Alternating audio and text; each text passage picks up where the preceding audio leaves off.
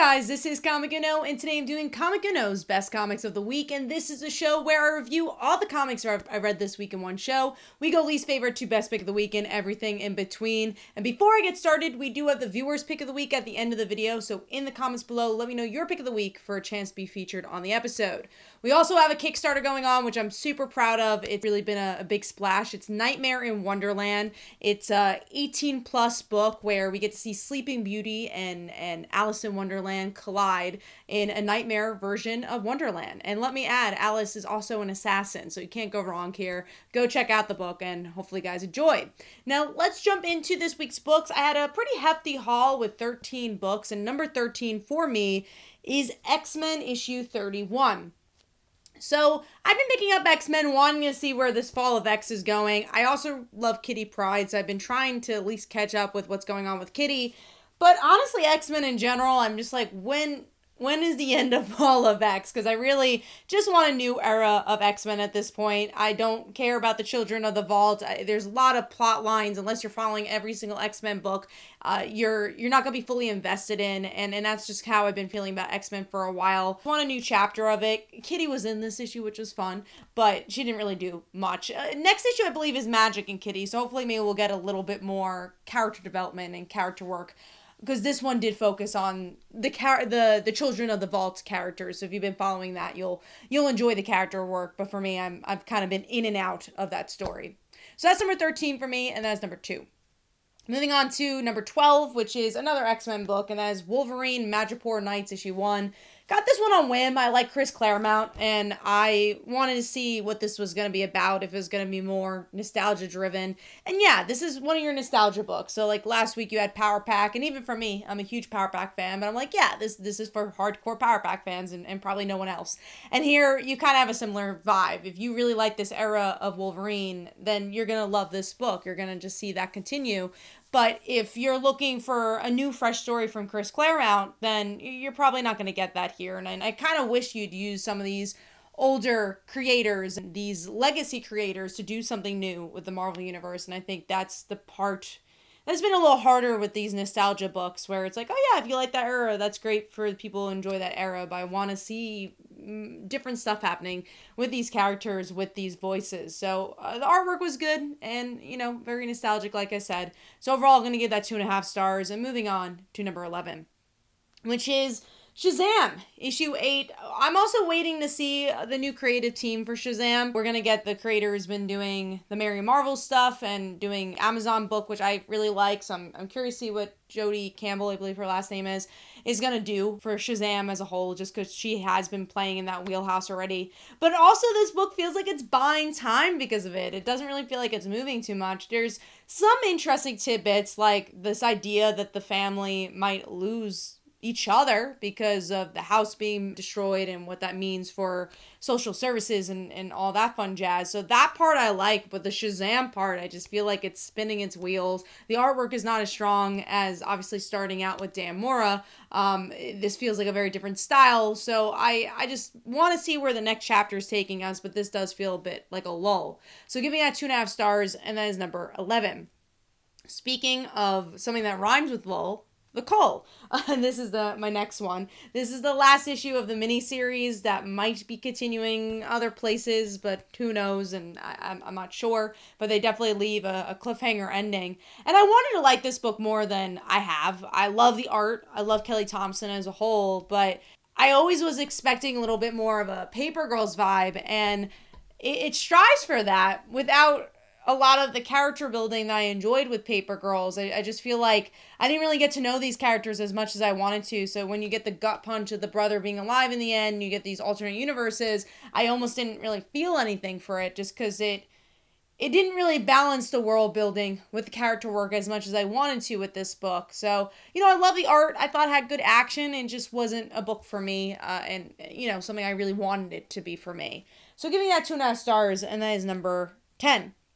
Moving on to number 9, which is Gang War Daredevil, issue 3. We have one more issue left of this tie-in. I've spoken on these tie-ins and Gang War as a whole. I think it started out really strong, and I liked the characters who they picked for tie-ins, but they've all kind of fell to the wayside. Even the story itself, I can't even tell you what the premise of Gang War is, because I don't feel like it actually progressed at all since the beginning of it. It's very slow.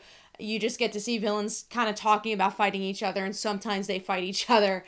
And this is very similar, because the plot of the main story is not moving that much. How much can you do in these tie-ins? And if you've been enjoying Daredevil, you might like seeing a little bit of what Elektra's doing and just focusing on Elektra, because the other Daredevil book kind of shares the spotlight with Matt and Elektra, so that's fun. I like the artwork a lot. I really like this idea of this Wolverine-esque character.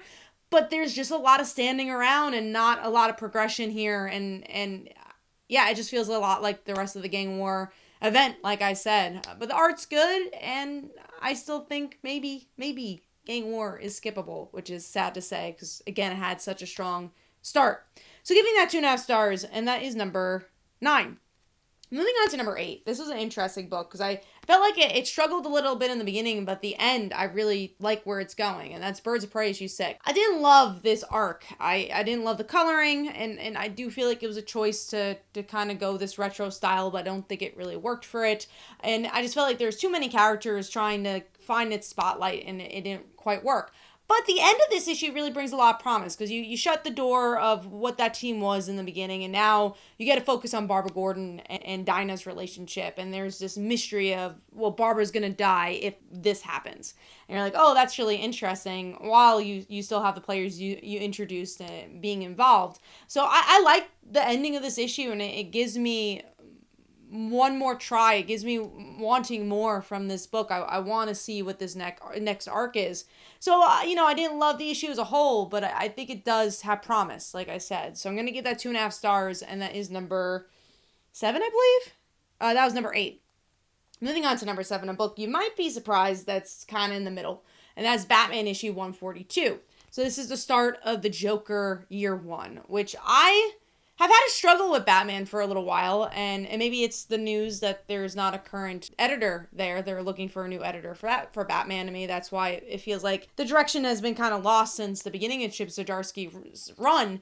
But yeah, this issue, there's a lot of interesting prose about Joker. You get maybe some things that feel a little different, where you're like, oh, you get the point of view Joker. That's kind of cool. You get a little bit of like White Knight in there, where it's like, oh, is he trying to get this normal life? And that's kind of it, though. There's not a big, hit in this issue that you're kind of expecting with the hype surrounding what they've been trying to build to this arc. And if you like Joker, you love Joker, you might really like, again, the prose of it. But if you are looking for someone new with Batman, I don't know if that's really given here. Obviously, I'm going to stick around with Batman, but I wanted to be more excited than I was with this one. So I'm going to give that 3 stars. Art was gritty, worked for that, but we'll see what happens with it.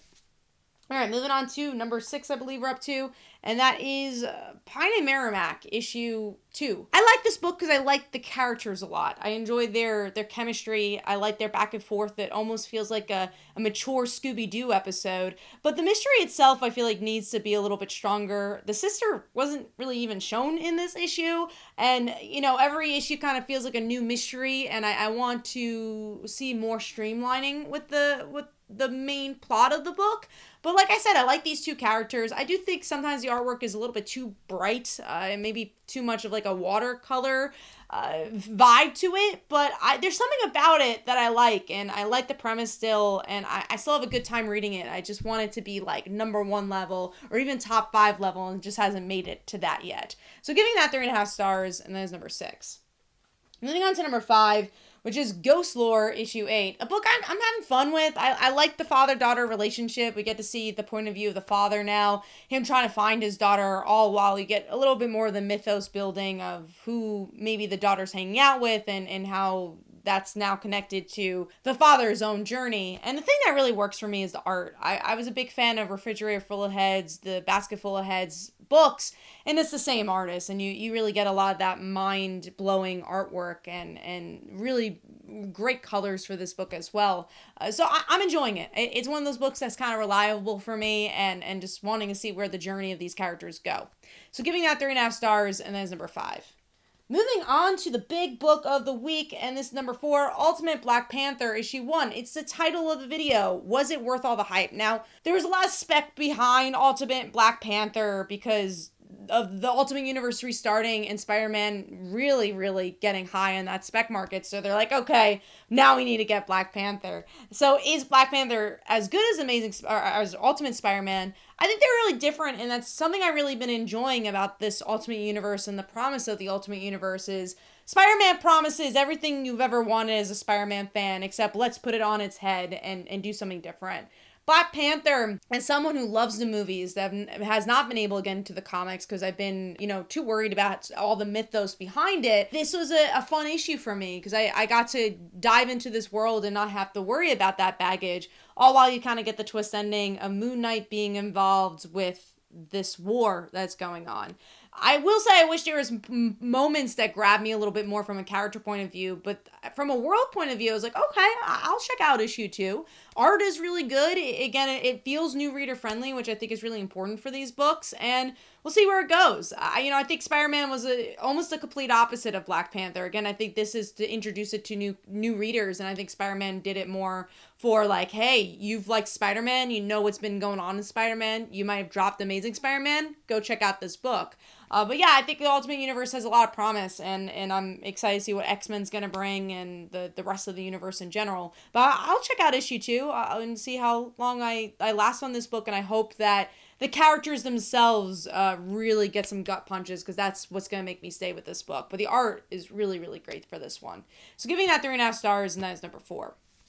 Moving on to number 3, which is Rogue Sun issue 18. This is the end of an arc, so we're going to get a little bit of a hiatus after this, but I really liked how they used all the players here. We get to see each family member shine in their own superhero or supervillain way as they fight the big menace of the issue. A lot of this arc has been about the building of the myth, though, so we finally get a little reward here with character, and you even get a little slice of life action with another character from the main character's high school. So I like this one. I want to see what this means for the rest of the family and where this is going and exactly what the tone of the next arc's going to be, because again, this was very mythos heavy. Will it go back to kind of the slice of lifeness of it all? But yeah, I thought this was a good addition to the book and a good end to this arc as we wait a couple of months for the next story.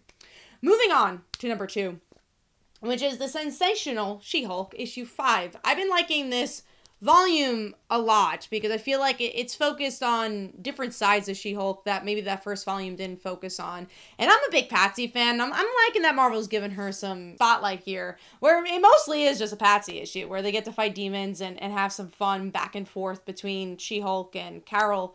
And then they talk about joining the Avengers. In the end, you do get to see the Jack of Hearts stuff, which I'm not as interested in. But I liked the fun superhero-ness of it all as we get to see these friends just kind of interacting with each other, helping out Patsy with her drama.